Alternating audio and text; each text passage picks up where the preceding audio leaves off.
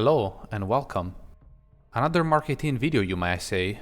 In this video, I wanted to provide a first shooter experience and kind of give you my thoughts on a MK18 and see if it lives up to its hype. I also brought out my M16 20-inch rifle. I want to do a side-by-side shooting comparison and see where the difference lies. Does this Gucci MK18 live up to its hype? And should you consider building one? My impression with the MK18, I haven't had that much time behind it. I can see why the hype is there. It's definitely a comfortable gun to use. It is a heavier rail, so if you're used to the M-lock systems or even the retro kind of things, it is gonna feel a little heavier.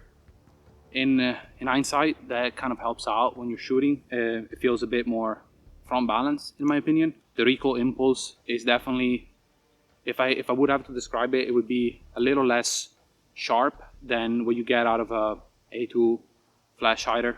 It's actually quite nice for repeating shots. I find it easier for me to shoot a little bit quicker using the suppressor.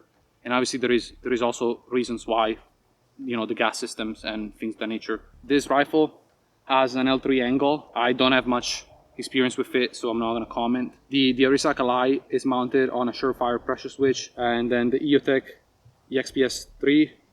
It's a nice reticle. I'm not a EOTech guy. I'm usually just going for the dot on the, you know, on the aim point, Holosun kind of styles. So you got the big donut, and it's interesting. Takes some getting used to, but it's nice. I like it, especially when you're just panning and getting to a target. And obviously, at closer ranges, it's very beneficial. So I like that a lot.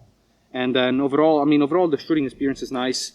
The gun is pretty heavy, even compared to what would you find like 20-inch M16 that we had out here.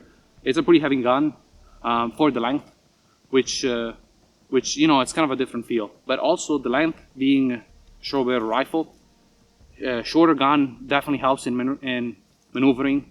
Obviously in the woods it doesn't really shine there, right? But there is a reason why this configuration was chosen in an urban heavy environment. It's definitely helpful, especially with the suppressor. You're adding length to it and it's still staying short, right? Like if you get a 14.5 and you put it side by side, the difference is going to be like hardly noticeable. But overall, it's a nice shooting gun. I definitely see the hype both on the cloning aspect, people that like doing that, but also on the just shooting aspect. Okay, let's do some shooting. I'm shooting the M16 side by side to the MK18. This is not meant to be a scientific comparison. I'm hoping to the video to transmit the feel of shooting the two different guns. Hopefully you guys can notice a difference. While the M16 seems more sharp, you can also both see and feel how it translates energy to the target, especially on the steels compared to the MK18. I see one, I see two. Where's the other one? I must have missed. That sucks. Don't get me wrong, I love shooting 20-inch rifles. I think it really is the best AR-15 experience.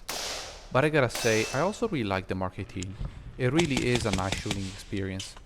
And for us civilians that maybe don't have the specific needs of an organized military, I still think it's worth looking into.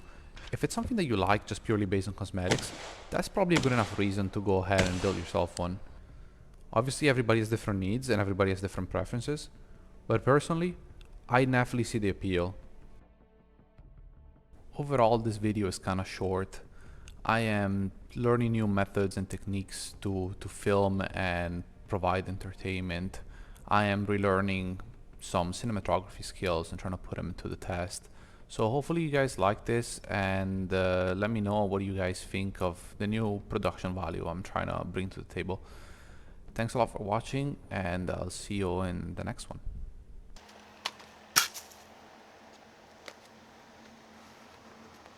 Alright.